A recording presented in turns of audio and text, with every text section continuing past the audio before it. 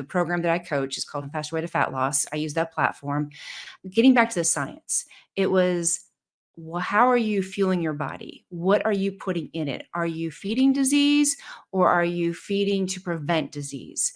And it was a total mind shift. There's a bigger picture here. It's not only about losing the inches, it's about helping my metabolism and helping my body to prevent disease. Same time in the nursing homes, I'm seeing people my age and younger being admitted with lifestyle diseases, meaning prediabetes, diabetes, things that could possibly be prevented.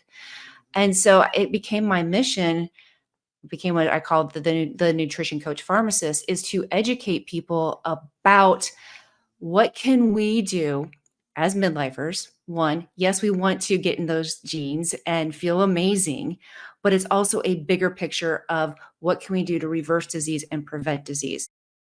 Welcome to Nutrition Without Compromise, a podcast brought to you by Orlo Nutrition. We believe that nutrition shouldn't be an either or, that you should never have to sacrifice your morals for your health or that of our home planet. Join natural products veteran Corinna Bellizzi and experts from around the globe as they discuss healthy solutions that are better for you and better for the planet.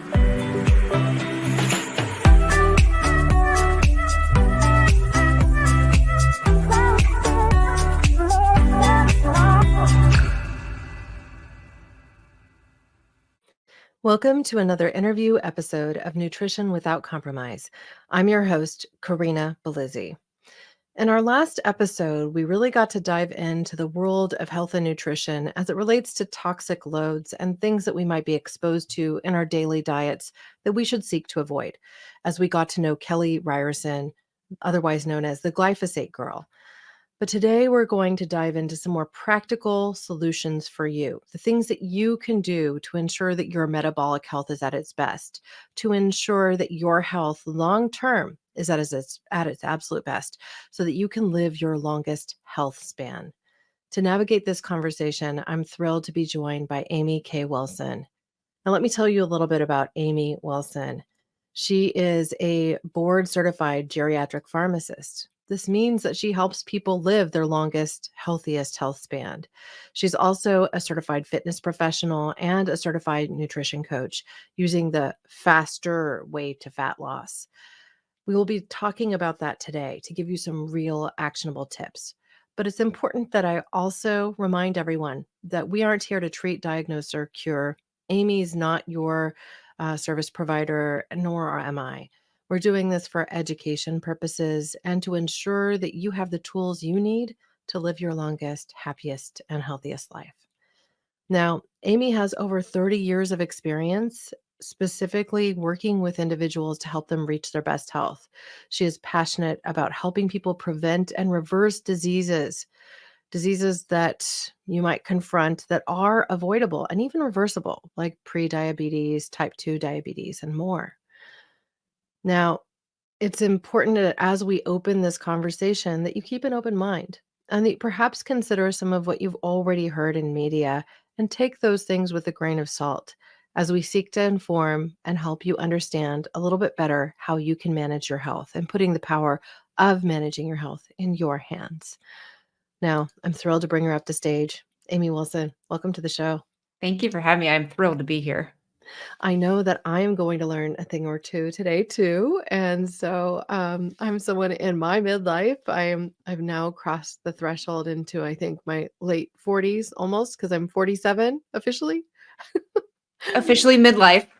Officially midlife. Midlife. And so, some of the things that we might talk about, like metabolic disorders, like how this toxic load can impact our overall health, our gut microbiome, all of which impact our ability to lead our best life. I really wanted to learn from you first, what motivated you to really work with people as they're going through this particular age, as they're crossing midlife and into later life, and battling some of the changes that we notice as we get older. What brought you to that? Well, I'm midlife too. I'm 53. And even though I've been in fitness and I've been in pharmacy for years, I started fitness when I was in Oh, when I was 16. So back in the days of the 80s, leg warmers, big hair, that kind of thing. And things have changed. Things have changed a lot since the 80s. We've learned, I would say, things that we thought were right. Hello, Snackwells, low Yeah. fat, margarine, fat free. That stuff doesn't work anymore. And No. And good. yeah, it's not good for you either. It's toxic. But we didn't know any better. Mhm. And honestly, in my 20s and my 30s and 40s, I would do different diets and different things in fitness and nutrition. And as a pharmacist, people come to me all the time because we're the most accessible health profession. What supplements should you take? How can I lose weight? As a fitness instructor, same thing. People would come up to me and say, how can I get healthy? What can I do? I didn't have a lot of information. I had what was out there. I had what was out there in the media. I had what was out there at the time in my certifications that in my world that I would take. But fast forward into my 40s, perimenopause and menopause. And what was affecting me personally was not only was I getting, I call it fluffy, but I was getting fluffy and my waistline was increasing and my hips were increasing. And it was how I was feeling: headaches, joint pain, A1C crept up to be pre-diabetic. Wait, what? I'm a pharmacist. I'm a nutrition coach. I am a fitness professional. How in the world am I pre-diabetic? And did Let's some stop for a second. What is yeah, A1C? I don't A1 know. oh, okay, so A1C is a snapshot. So it's a snapshot of what your blood sugar is the past 90 days. Hmm. When you go to the doctor, there's a couple things that will happen. When you go get your labs, you will get your blood glucose drawn. That is what your blood sugar is at that moment in time. Mhm. You will also get an A1C. It's glycosylated hemoglobin A1C. And when they take that test, it gives a snapshot of what your blood sugar has been doing the past 90 days. Hmm. So they can see trends. And it's usually So done maybe even if they once a take this at one time, they're able to see trends over the past. Yes, That's so yeah, strange. so I they wasn't can aware. see, yeah. So normal is around a 5, 5.2. When you start getting to 5.7, 5.8, 6, you're pre-diabetic. You get to 8, 9, 10, you're full-blown diabetes. So it's a good marker, especially in your midlife. If you have not had an A1C, it's usually standard now. If you go and get labs done, it's usually standard. Hmm. But mine was increasing. Diabetes runs in my family. I thought it was just with the men. Obviously not. And I was looking at other things. And here I am I'm not immune to social media. I'm not immune to the articles of lose weight quickly, do this, do that. And even though I knew Apple cider better, vinegar gummies. right. Yeah. Pure sugar. We can get in that one later. Yeah, I know, But but, you pure see sugar, these you see it. influencers coming on, and it makes it look like everyone's lost 30 pounds just eating Yeah. gummies, which is Gummies. not the reality. I mean, those of us who are in the know Yeah. have it clear in our minds, like, that isn't how you lose weight, just sucking down some gummy vitamins. It's not Yeah. gonna work. Drink So this and you'll go drink this and you'll miraculously come out the other side in a size 2. It just doesn't work. no. So yeah, and with finding what was working for me and watching some other friends who are doing what the program that I coach is called Faster Way to Fat Loss. I use that platform, and it was getting back to the science. It was, well, how are you fueling your body? What are you putting in it? Are you feeding disease or are you feeding to prevent disease?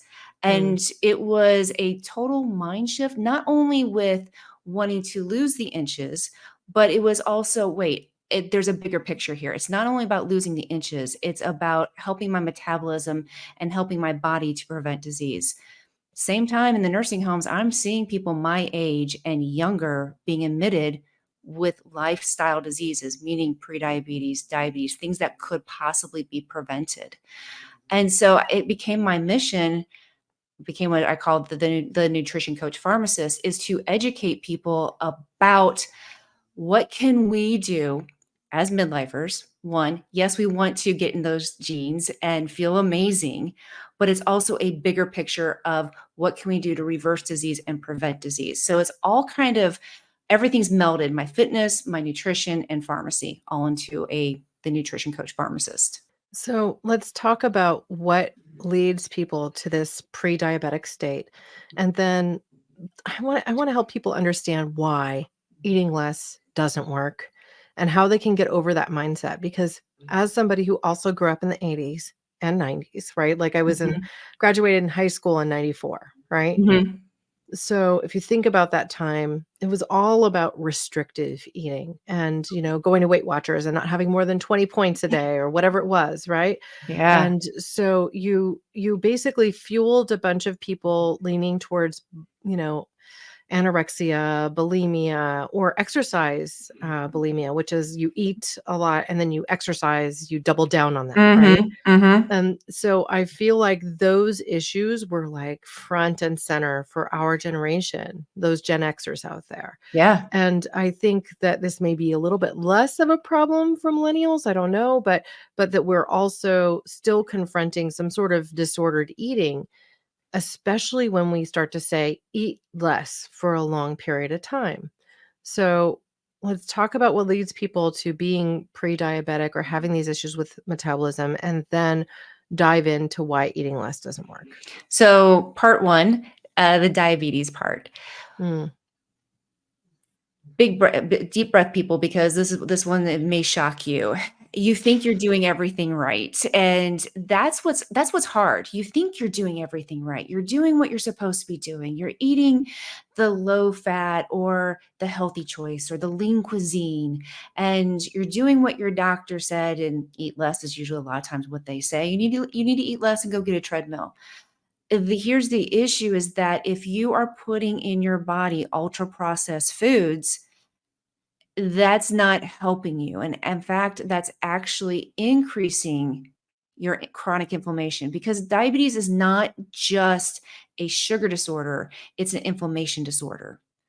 And it comes from all sorts of angles. And when you can start getting rid of the ultra processed foods, because that also does have a lot of sugar, has a lot of added sugar in it, along with chemicals, along with artificial flavors. Your body just doesn't know what to do with this so called food, but it's not really food.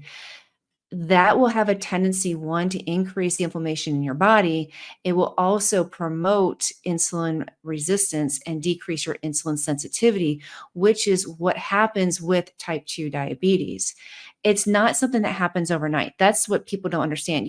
Don't go to the doctor's office and say, "Oh, I have type 2 diabetes," or, "Oh, I have high blood pressure." It's been the habits that you may not realize were damaging, that you thought you were doing everything right, or you thought you were doing healthy, or you thought, "Hey, I'm not that bad. I'm not going to McDonald's every day." But your body doesn't know how to process that kind of food. Your body craves real nutrition. It craves protein, fats, and carbohydrates. It doesn't crave chemicals. And yeah. so it's like I said, I don't want anybody to think like, "Oh my gosh, I could have done this." A lot of it, what we're told in the media, is so wrong, and no wonder people have, I'll call it analysis paralysis, when you go onto Google and you look up everything, that you just don't know where to start and you don't know what to believe, because you've been told some of the wrong things probably since our teenage years. Yeah. So the core that I think people need to keep in mind is that they do have these three primary macronutrients that they need, right? Mhm. They need proteins, they do Yes. need carbohydrates, but healthy carbohydrates, Mhm. and they need fats. Mhm. And so we need to automatically put away this idea that fats are bad. It's really more about balance. And I mean, I've worked with a personal trainer and nutrition coach who's basically said, look, we don't realize the diets that we have. We might think that we're eating a balanced diet, that we're getting 40% of our nutrients Mhm. from protein and a 30 from carbs and 30 from fat, until you actually track it. And so you start to write down or use an app to log what Mhm. you've consumed, and you see, oh my gosh, my balance has been more like 70% carbohydrates. So kind of no wonder I'm overeating, because I'm not getting the things that my body needs.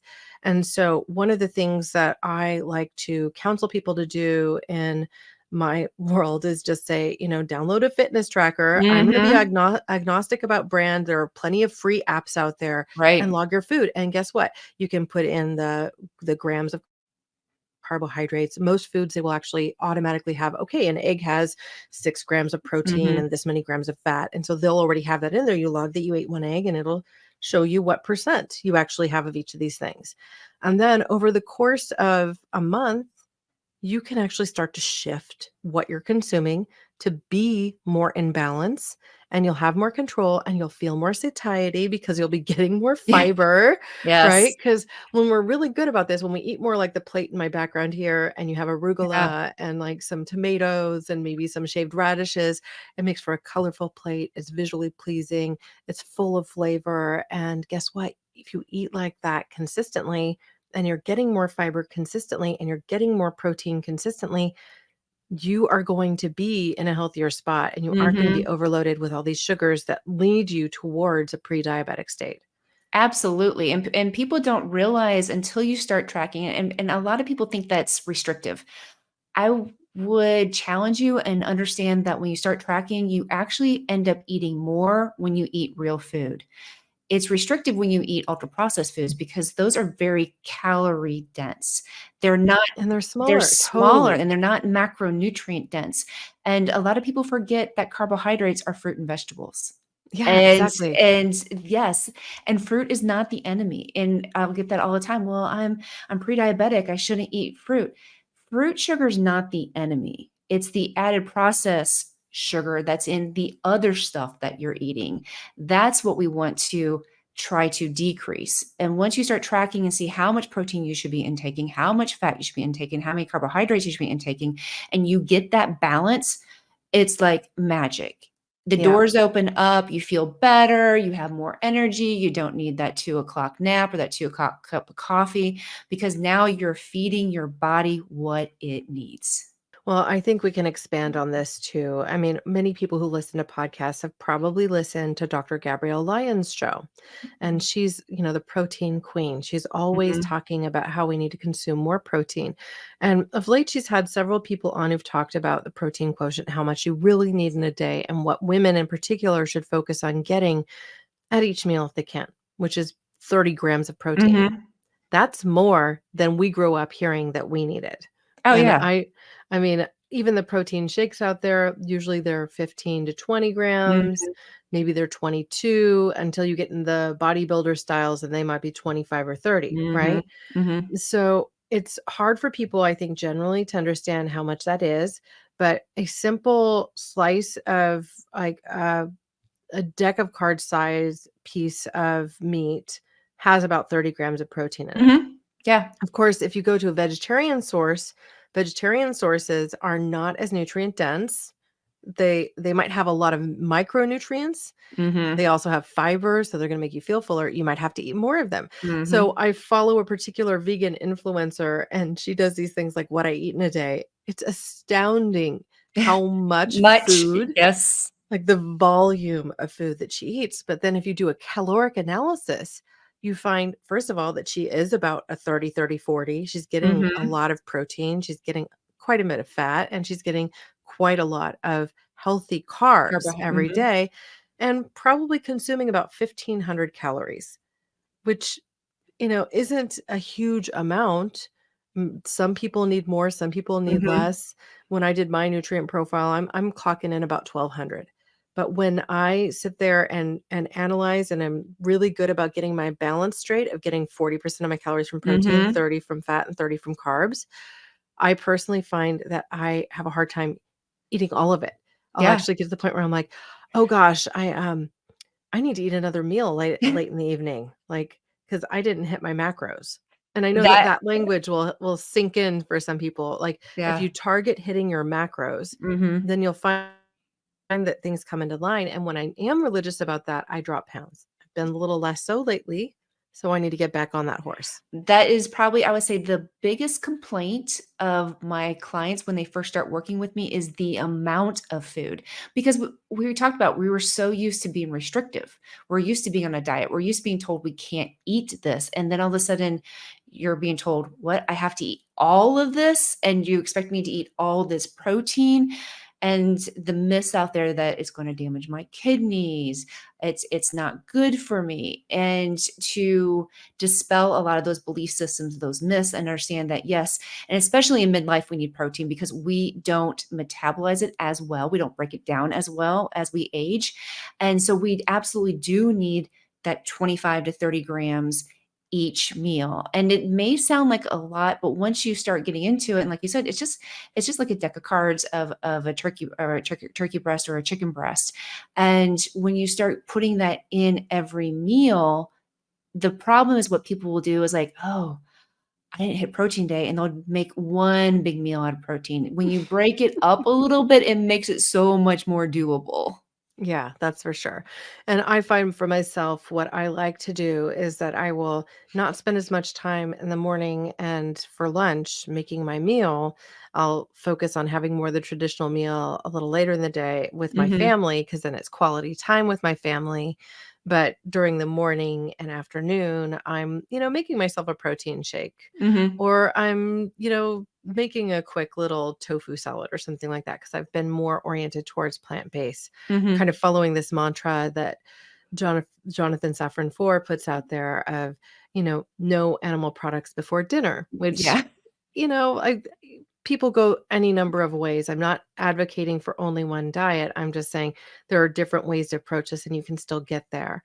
But there are some core elements that I think people need to be clear about as they support this journey. And often, if they are confronting a metabolic issue, they're seeing a doctor, and the doctor is giving them a drug. Mhm, And that drug might be something that supports their blood sugar, like metformin, or it mhm, could be some of these newer, what I would call designer weight loss drugs that mhm. are all over the place in Hollywood now, and that people are kind of going to the doctor and asking for. I'd love for you to talk about this issue and just get a perspective from a pharmacist of what you'd like to see happen and what you think can actually work for individuals long term. Let me first put our disclaimer out there that I'm a pharmacist who doesn't like medication, meaning that I think we would need to try something first. So I would rather see you not on medication. That being said, there are reasons for medications. There are reasons that some people need to be on medications. When it comes to most medications, it's a treatment, it's just not a cure. It's a band-aid. Whether you have high blood pressure, type 2 diabetes, it's not treating the disease. It's not curing the disease. It's just helping treat it for that period of time. My problem with the GLP-1s, which is Wegovy, Ozempic, Mounjaro, some more to come out soon, is that it's being used as a designer boutique drug. There are people who need to be on it. There are people who do need to be on it. They might be type 2 diabetes who's not under control. The thing is that when they're finding out is that these drugs cause quite a bit of weight loss. So instead of someone who maybe needs to lose quite a bit of weight, we're seeing the people who need to lose 10, 15, 20, 25, 30 pounds going for these medications.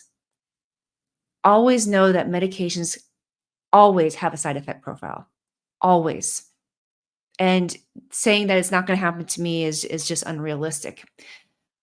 The problem with doing something like Ozempic or Wegovy and not having a Now, plan, not what working did with you somebody, say? What did you say this class of drugs is called? GLP-1.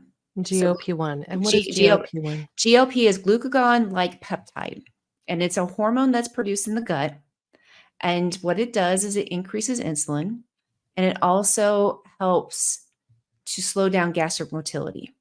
Those are its 2 big things that it does, and so by slowing down the gastric motility, it makes you feel like you're full, i.e. the weight loss. So when you take these medications, yeah, you will lose weight because you're not hungry. But the problem is if you're not working with someone like me or somebody who is helping you to make sure that you're getting the nutrition, because our bodies are machines. Our bodies are one big chemical reaction. They need nutrition. If you're still eating the diet food or just eating ultra processed foods and fast food, yeah, you will lose weight, but you're not preventing future diseases. You're not preventing something called frailty. If you think about someone that is older and maybe they're shuffling, maybe they have osteoporosis or they look frail, that's frailty. What we're seeing with these designer drugs or with the Ozempic is that it's not body fat that's being lost, it's muscle mass being lost. And when that is being lost, that is your metabolism. That is your fountain of youth. That is what's going to keep you thriving later in life. And when you go off this medication, you no longer have that metabolism. You'll gain the weight right back because you weren't feeding your body and you weren't building muscle at the same time. There is a way to use these medications, but the problem is how they're being distributed now, whether it's online or just you're going to this boutique and getting it, that they're doing a very big disservice.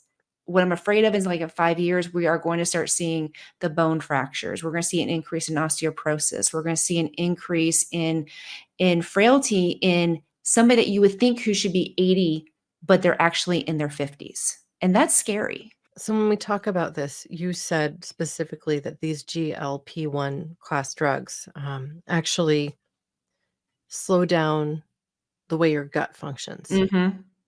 Yeah. Now, I find that rather alarming. So what does that mean for your microbiome?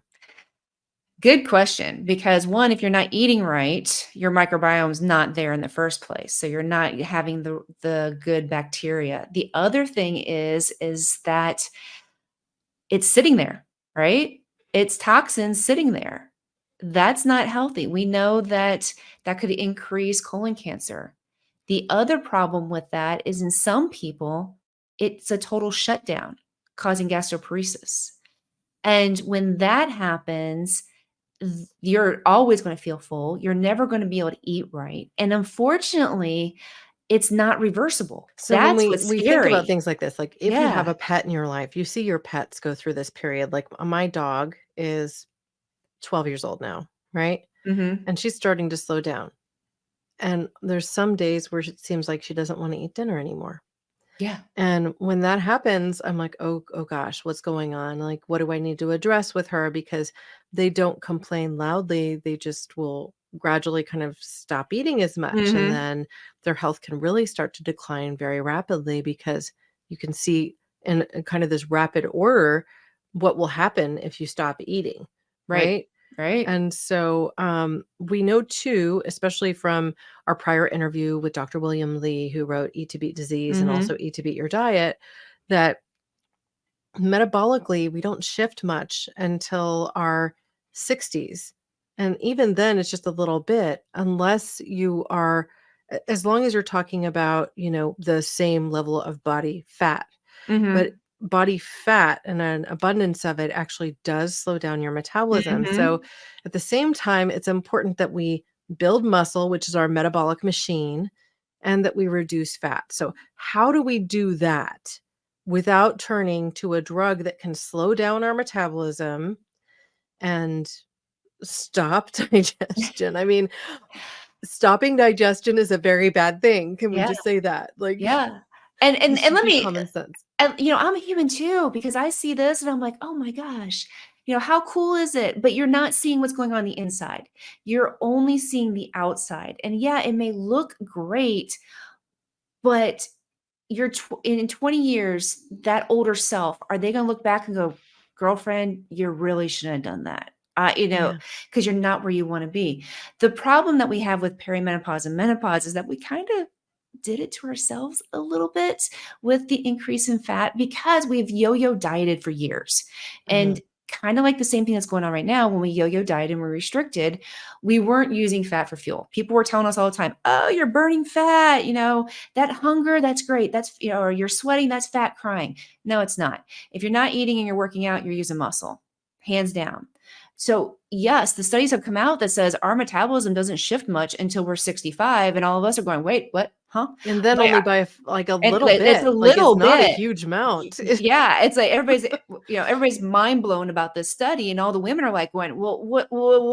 Wait a minute, how is that possible? Because 45 hits and I gain weight. It's because of what we did in the past. It's because we used that muscle in our metabolism. Our bodies are meant not to shut down. We do it to ourselves. So what can we do? And it really comes down to two things: eat right, eat real food, and build muscle. You have to eat in order to retain muscle, and you have to eat in order to build muscle. When you don't eat, your body needs energy. It will not get it from fat because that is a long, long process to break down fat for energy. It's very quick to get it from muscle. So it's science. Mm-hmm. It's when your body has all the right things and you're fueling your body and you are giving it what it needs and it can build muscle, then it's like, hey, she's doing some really good stuff here. We have all the time in the world. Now we can use fat for fuel. We don't have to break down the muscle tissue. And as we age, muscle that's our bank account. We need to keep building that muscle. We need to keep putting stuff in that bank, because that's what's going to keep us thriving. That's what's going to keep us healthy. That's what's going to keep us from breaking hips. It's going to be able to keep us independent. And it's just comes down to building muscle and eating. Well, so we pick up heavy things and put them down. Yeah. I mean, this is why I am my healthiest when I'm doing weight training. And I know that, right? And it was easy to fall out of those habits with COVID because everyone got scared Yeah. of going to the gym. And even my gym shut down for a while. So I had to buy some weights. Mm-hmm. And then making time for them with 2 little kids and, a busy work schedule becomes challenging too. But setting that time aside, I know I feel my best when I'm lifting Mm-hmm. weights at least 4 times a week. Mm-hmm. And that might sound like a lot, but, going there and having those moments of being able to pick some stuff up and put it down, using some of the free weights, watching my muscles, feeling how they feel Mm-hmm. when I've exerted them, and having that relief of having expended this excess energy in a way that you pent up. I sleep more soundly when I Yeah. lift weights. I don't find that I am as hungry for the things that are unhealthy for me when Mm-hmm. I lift weights. And so I'd like to help us destigmatize some of this around muscle building. It's hard to build muscle. It takes a lot of effort to build muscle. It takes time to build muscle, but it's also not rocket science. We need to give our bodies enough protein and then lift some weights and do some strength training. Maybe you're also doing lunges. You can do lunges anywhere, and that operates as a body weight type of weightlifting. So there's plenty you can do even within your own home. Do you have specific resources that you like to point people to so that they can start to increase their muscle mass, which is that, again, metabolic lifter, Mm-hmm. while also operating in its own way like an organ? Muscles Muscle is an organ. operate, Yeah. Yeah. it's an organ. Well, and let's go back to prediabetes and type 2 diabetes. The more muscle you have, the more insulin receptors you have.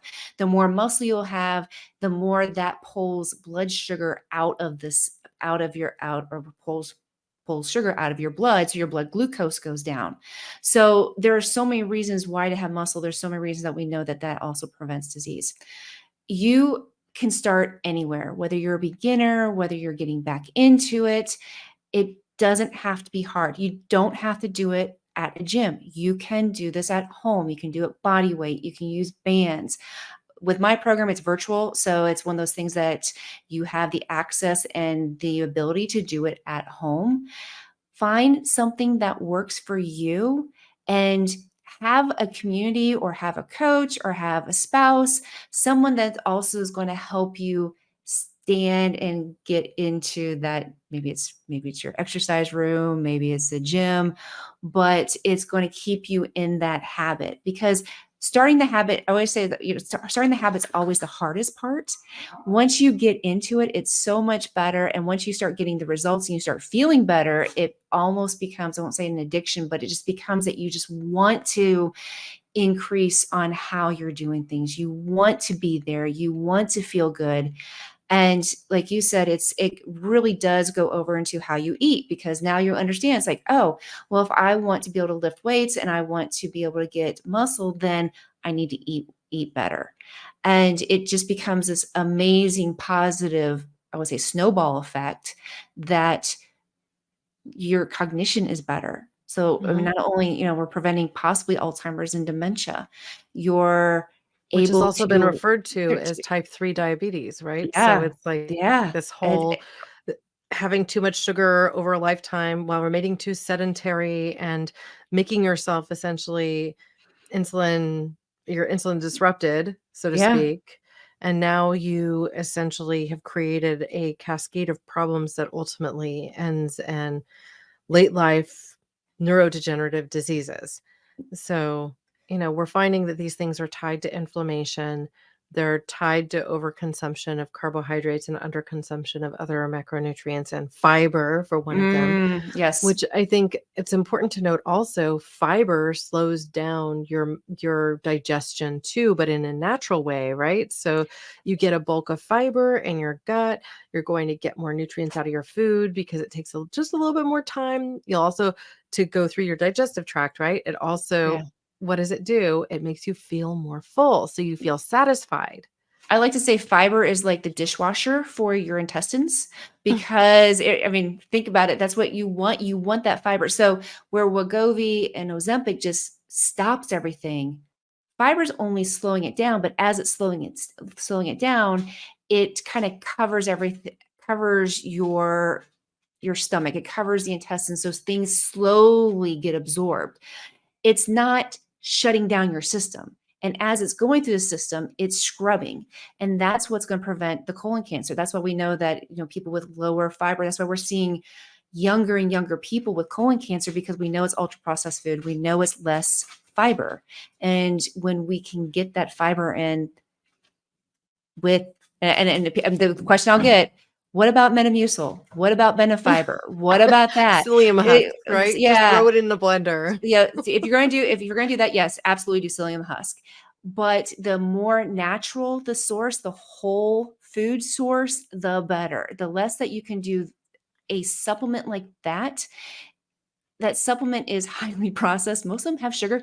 Apple cider gummy vinegar, that's another Yeah, one, I mean, because they're that's a pure completely sugar. different story. But Yeah, the thing that's yeah, really interesting, I think, here too, is to help people understand that when they're eating whole foods, they're also ingesting prebiotic fibers, which feed yes. your microbiome. Microbiome. And so if we focus on eating fiber-rich foods, whether they be fruits and vegetables on down the line, that we're going to get these things that keep our guts healthy, that help us digest the other foods that we're consuming so that we can be our healthiest.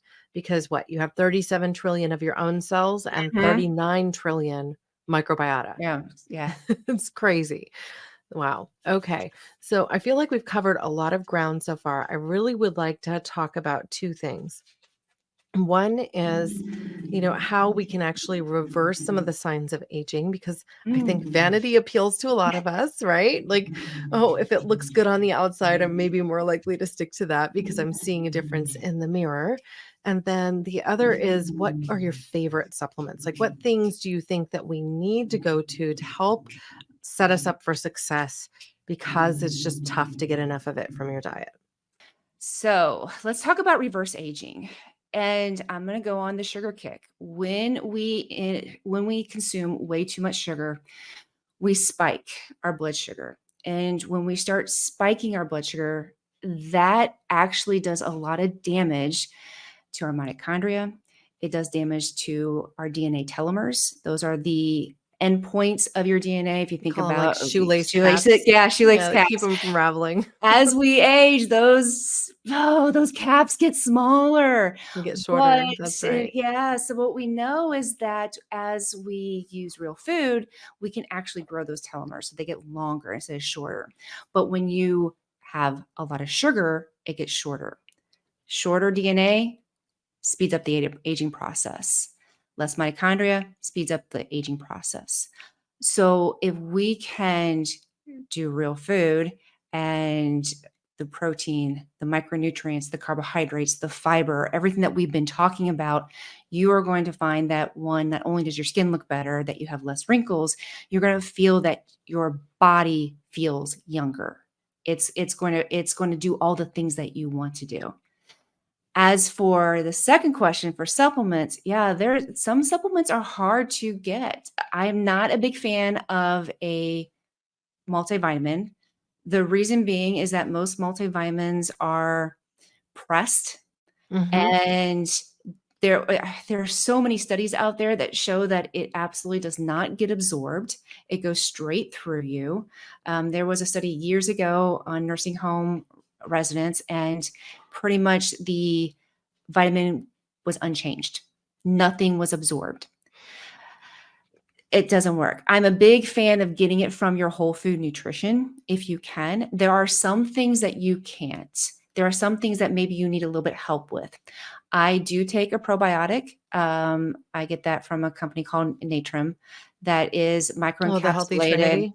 Yes, I love that product. love it. So let's talk Yeah, about this for a moment. I'm not one to yeah. really endorse many products, frankly, but the Healthy Trinity by Natron is a combination of three 3. different Yeah. probiotics. So that's why it's called the Healthy Trinity. It's sold in the refrigerator section. It's in a capsule, not a tablet. And if I ever get to a point where I feel like oh God, I'm just recovering from some stomach bug or something and I'm not feeling very good, there are two products I tend to go to. One is BioK, which is absolutely live concentrated, like yogurt style, Mhm. um, you know, bifidobacterium, and the Healthy Trinity. And I will notice that everything just returns to normal, Normal. let's It say. does. It really, Like, yeah. like your stool is just the way it's supposed to be and it's not painful and, you're not having an issue. You go every day, maybe once or twice a day, just fine, and there's no issues. So I feel like that's a really good indication that it's working, Yeah. and it's worked for me several times. So, you don't necessarily need to take that product every single day. I've actually used it more allopathically, Mhm. but I find that it really works. So I love that. Yeah, and Thank I you. I have a lot of clients that I put on who have gut issues. We put them on that, and it's amazing how their gut issues are they just go away. The other one is actually from you guys, is Orlo. So my problem with omega-3s in the past have been, one, fish burps are just the most Oh God. disgusting Yeah. thing in the world. But the sourcing of the omega-3 is so questionable now. And you just don't know what you're putting in your body. You don't know where it's coming from. So I am really excited with the Orlo product, with the omega-3, that one carbon negative, and that it comes from algae, which is it just blows my mind, and it's such a cool process. I Yeah. I mean, it started used to be that taking you it. couldn't Yeah, get EPA from yeah, algae at all. So yeah. now that we've got that, it's like, well, there's really not a reason to go to the fish oil anymore. I mean, And no I'm fish burps. I'm just yeah, saying, no fish burps. yeah, that's the best part, because most people will say they cannot stand taking omega because of the indigestion.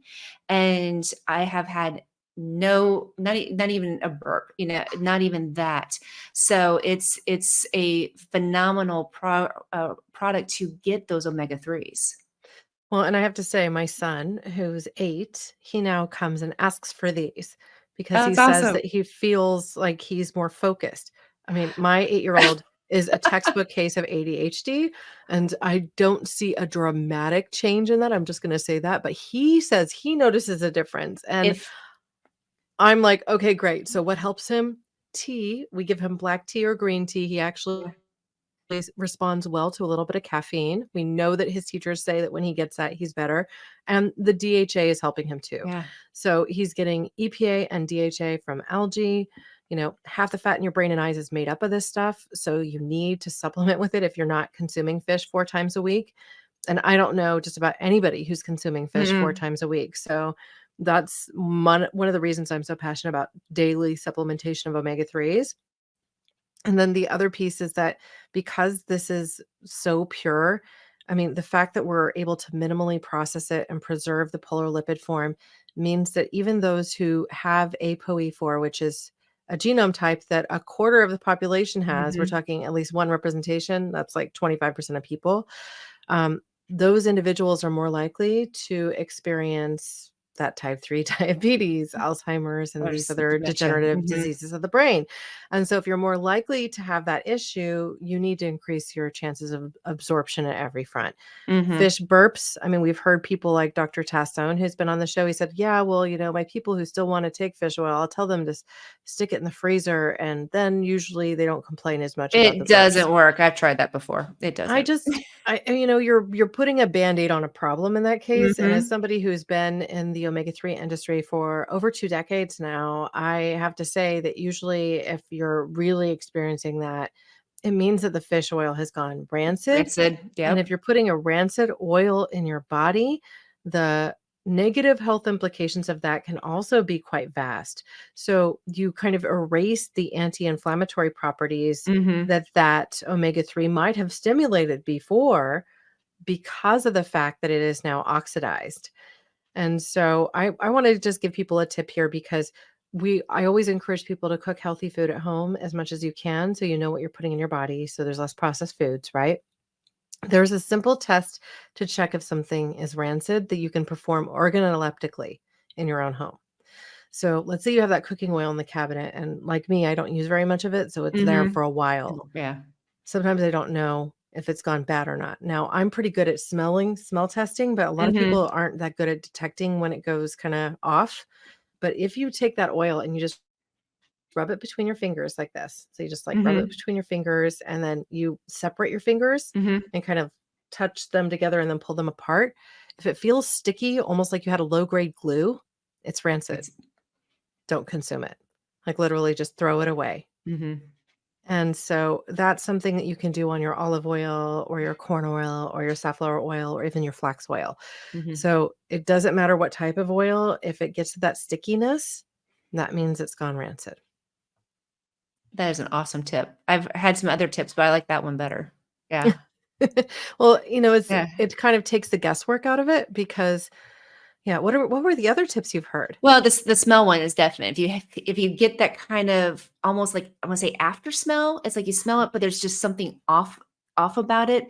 That was always the big one, and the color change too. But a lot of people don't use it enough, or the bottle's a different color that they can't tell it had a slight oxidation change. Yeah, well, what I will Yeah. say is you probably already know this even without being told, because if you go to a bottle that you've used a bunch of times, opened, closed, and poured, the edge of the bottle will be sticky. Mm. Also, if Mhm. you've cooked with oil a lot, you'll notice that your cabinets themselves get kind of a tacky feel to them Mhm. Mhm. because the oxidized lipids that end up in the air will then adhere to your countertops and your cupboards and things like that and need to be cleaned off. Mhm. So we want to eliminate that as much as possible. That means when you're cooking with oil, that you're cooking with an oil at an appropriate heat that can handle that. I think we can also just guide people towards poaching more and using steaming to Mhm. cook their Mhm. foods as opposed to using these other methods that require oils because you add a lot of calories with the oils. And you also add the potential of oxidizing the lipid and then consuming something that is oxidized, which can create inflammation in the body. And it increases, So, yeah, it ends up being a carcinogen is what it ends, and we don't wanna promote cancer. We just eh, don't wanna do that. I mean, you just give me the chills in a really bad Yeah. way. But yes, I mean, same story. Yeah. So we need to think a little bit about the practical things that we do in our lives. I want to point people to an earlier episode where I interviewed Dr. Joel Furman on this show because he talks about things like salad dressings too. And he has Mm. a few recipes that he likes to offer people where he even says, don't bother with the seed oils at all. Don't bother with Mhm. oils at all. Just make your dressings from raw nuts and seeds and Mhm. fruit juices like an orange juice or a lemon juice. Juice, yeah. And so you use that acid, or you could use some, of course, if you want to use apple cider vinegar or some other Mhm. vinegars, you could do that. But to just use these glorious nuts and seeds that you can blend up and make this amazing dressing with. And I think that's a great idea because you're getting the whole nutrition of that nut Mhm. or seed then too, which can then give you more fiber. Whole And we're foods, back to the same story. everything we're talking about. Yeah, exactly. You get back to Absolutely. the basics. You get the real, like, whole fat that's not all oxidized. You get Yeah. the real fiber that's not all gross. It's not like some isolate or something.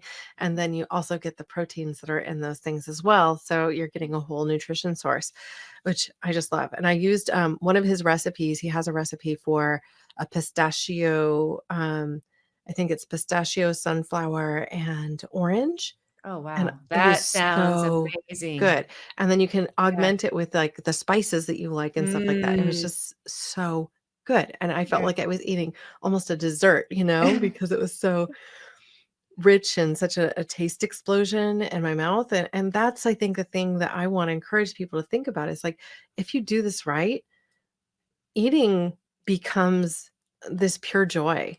Mhm. Like it's not just eating a snack bar on the go.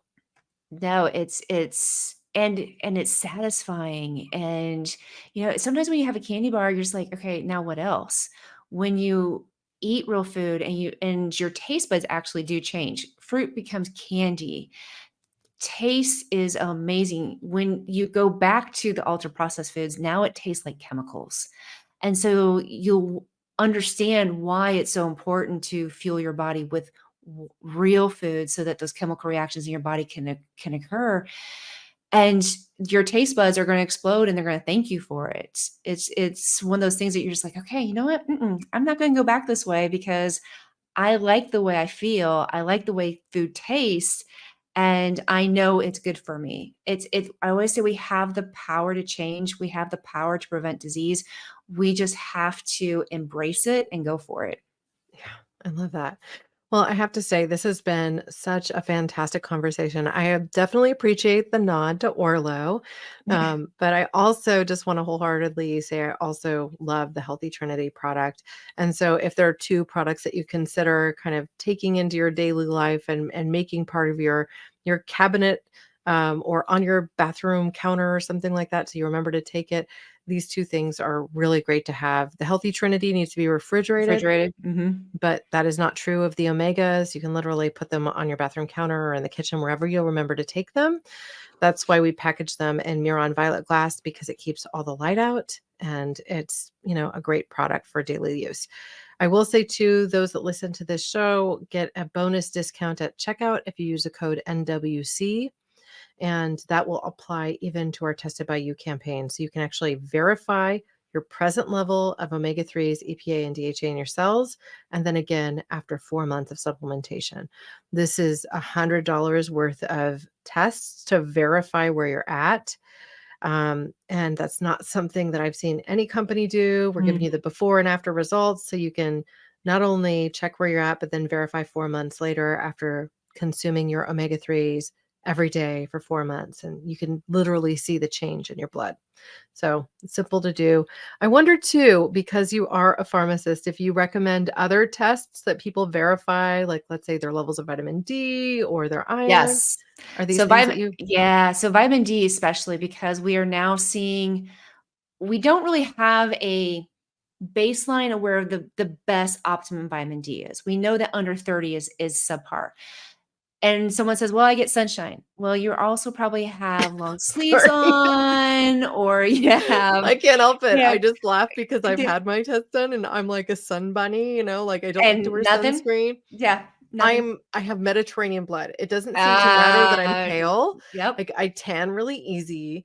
And because I tan really easy, apparently I don't make enough vitamin D from the sun. Like Yeah. I'm metabolically just screwed there. So Yeah. So you can't say that as much as sunshine is wonderful. I'm not yeah, go out and get the absolutely. sun. You need it for your emotional health. Hmm. It doesn't mean your vitamin D is great. No, it And doesn't. it doesn't matter where you live, whether it's the only people that have really good vitamin D are the closest to the equator. Now Yeah. they're pretty good.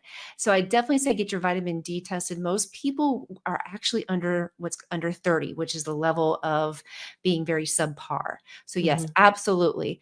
A1C, especially as we're getting older, get it done because we don't know. And I don't want someone going to the doctor going, "Oh, I feel run down. I'm going to the bathroom all the time." All the symptoms of type 2 diabetes, when you can catch this so much earlier and start making the necessary adjustments in your diet, in your fitness to actually reverse that.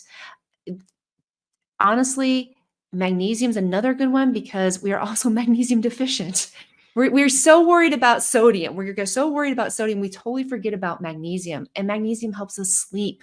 Magnesium helps our energy. Magnesium helps our mood. And that's another one that a lot of people are deficient in. And there are lots of different sources of magnesium, and most of us don't get enough. And those Yeah, would be and like it's the so easy. 3. Yeah, it's Like, so I have easy. to say, it's so easy. Like with magnesium, if you find yourself getting muscle cramps, you're deficient. Like It's that's your body telling you. You don't need yeah, a doctor to go and check it, yeah. frankly. And so it's a really easy thing to do. I actually have Calms, which is a brand of product Yeah. on my shelf, but I also have Mhm. tablet form. Yeah. And I will sometimes just make myself a cup of tea, and I'll take a teaspoon or two of that and throw it in Mhm. at night and have it be like my calming, reading a book with some Mm. chamomile tea that also has some magnesium in it, and then sleep really well, Yeah. like really well, and relax. I mean, your muscles just start to relax. You just don't notice them as much. It's an awesome thing. And I so appreciate that mention because as women too, so many of us don't know that magnesium is also connected to bone health. Like we hear about calcium all Mhm. day long, but Yep. if you don't get enough magnesium, you also Magnesium. aren't building good, Mhm. strong bones. So we need both of these minerals, and we need to be getting them in balance. So thank you for that mention. Now, I think most of these tests that you're talking about, like testing for your vitamin D and also testing for the, I wrote it down, AG1, A1C. And A1C. actually, the test I got from Orlo Mhm. had that option. It had both vitamin D and A1C. Okay, so yeah, So, that is yeah, actually, we didn't cover sure. that part, so you could actually choose to add it on. My If you do God, get that yeah. test from Orlo, you can test your level with the Tested by You. So it's done by Omega Quant, their third-party lab. We've covered the omega-3 side, and then you can actually choose in the same test to fill the other bubbles, Mhm. and then pay a little bit extra to get those results along with your omega-3 index. Yeah. So that's really cool. I didn't know that I thought I saw CoQ10 and vitamin D. I didn't see Yeah, there A1C. was an A1C there too. Yeah. Oh my gosh. Maybe they added that That since could be. It was la it wa um I think it was the last one of the bubble. So, yeah, because I registered my kit a few months ago. I haven't done my second test, but yeah, I'm planning to soon. I went through a change where I removed fish from my diet. And so I did this whole 4-month washout period of, not consuming fish at all and just taking our omegas every day. mm, And just doing that with a single dose of our omegas every day, I had a level of 6.5, which is pretty good. Like yeah. most Americans are between 3 and 4. So I therefore increased my dosage a bit. And so I've yet to take the second test to see where I land. But I'm planning to do that in November. So it's a way to see, did I get to the right point? Am I at the 8 to 12% that's ideal? Or do I need to make another adjustment Mm, while not consuming fish? Even yeah. though I loved fish for a long, long time, I just don't think it's clean anymore. Yeah. And so, and I don't believe it's sustainable. So it's just, everybody makes their personal choice about their nutrition. I'm not going to villainize people for making whatever choices they make, but this is a decision I came to with my knowledge base. Mm. At any rate. All right. Well, any closing words, any thoughts, Amy, for the rest of our audience to think through? I would just say don't get the analysis paralysis. Don't go down the Google rabbit hole. It's so easy to go on Google and WebMD and try to get the latest and greatest thing. If it's too good to be true, it is. If it looks like you're going to lose 20 pounds in 20 days, it's not going to work. It might work for a short period of time, but it's going to come back. There's nothing ever wrong with whole food nutrition and lifting weights and building muscle. There's nothing ever wrong. Yes, it may be slower. It may not be on your timetable, but it will prevent disease. It will get you where you need to be, where your body wants to be. And you have the resources and the power to be able to do it. Sometimes you need a little bit of help, and that's okay to reach out to invest in yourself and maybe hire somebody, whether it's myself or somebody else, just to get you started, to get you on your path. But the one thing that we can do is make ourselves healthy. We can do our best to prevent disease and to live a long, happy, healthy life. 100%. Thank you so much, Amy. And Thank again, you. her website is amykwilson.com. You can go right there. I'm going to include all sorts of links with our show notes so that you can find your way directly to Amy. And I just have so valued your time today, Amy. Thank Thank you. you. Thank you for having me. So, as it stands today, I think we've all been given a fairly simple action list, and it's to focus on real whole foods for our nutrition, to look at a few key supplements that we might need to add in order to fill those nutrition gaps. I've always recommended an omega-3 because it's so hard to get enough omega-3 in your daily diet. And of course, Orlo provides this option now with the Tested by You campaign that can really help you manage your health. You're assured that you're going to get a product that will not burn back on you, and one that also is absorbable, 3 times better absorbed than fish oil. Now, as we think about the whole picture, getting to the gym or doing some body opposition exercises that actually bear some weight, these are going to be immensely helpful for your long-term health. There are simple tests that we all get asked to do in our much later years. The sit test. Can you stand up and sit back down and stand up to something like a standard chair without having to reach for something to lift up? This is all critically important to keep muscle in our lower bodies so that we can sustain ourselves in our later years. Now, if you have aging parents or aging adults in your community, you probably know about these things. But think for yourself for a moment. What I do today is going to impact my health later. And so making these choices and doing a little better today and each day thereafter is going to make a huge difference for your health long term. I hope that you'll join me. And again, thanking Amy Wilson for joining us today. You can go to our website, amykwilson.com. I'll include links with show notes. She provides tremendous tools on her social platforms and is just very real with you. So you could visit her Instagram page as one of their spots to engage with her. Now, if you enjoyed today's episode, please subscribe. And while you're at it, leave us a review, a star rating, a comment. All of these actions help us to reach more people and benefit the show. As we close today's show, I hope that you'll do me a solid and raise a cup of your favorite beverage with me as I say my closing words. Here's to your health. Thanks for listening to Nutrition Without Compromise. To make sure you never miss an episode, subscribe, rate, and review wherever you listen to podcasts. If you'd like to learn more, visit orlonutrition.com and join our mailing list. You'll gain access to complete show notes, features, and informative blogs, because nutrition shouldn't be an either or.